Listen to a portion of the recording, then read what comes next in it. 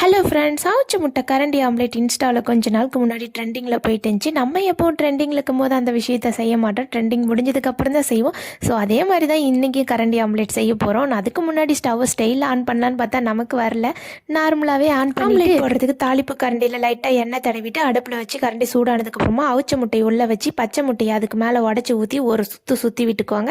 So அதுக்கப்புறம் வெங்காயம், பச்சை மிளகாய், கறிவேப்பிலை, மிளகாய்த்தூள், உப்பு, மிளகுத்தூள், உங்களோட காரத்துக்கு ஏற்ற அளவு பச்சை மிளகாயும் மிளகாய்த்தூளும் அட்ஜஸ்ட் பண்ணி போட்டுக்கோங்க.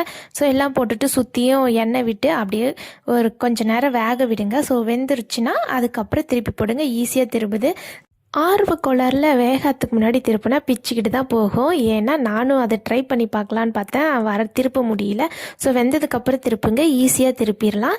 ஸோ 2 பக்கமும் நல்லா வேக விட்டு அப்படியே பிளேட்டில் எடுத்து போட்டிங்களா, பார்க்க பர்கர் மாதிரியே இருந்துச்சு. ஸோ ஒரு நைஃப் வச்சு நாளாக கட் பண்ணிவிட்டு ஒரு பீஸ் எடுத்து சாப்பிட்டு பார்த்தேன். எனக்கு என்ன தோணுச்சுன்னா, முட்டையை அவிச்ச முட்டையை 2ஆக கட் பண்ணி ஒரு ஆம்லேட்டாக போட்டிருக்கலாம் அப்படின்ற மாதிரி இருந்துச்சு. டேஸ்ட் ஓகேவா நார்மல் ஆம்லேட் மாதிரி தான் இருந்தது.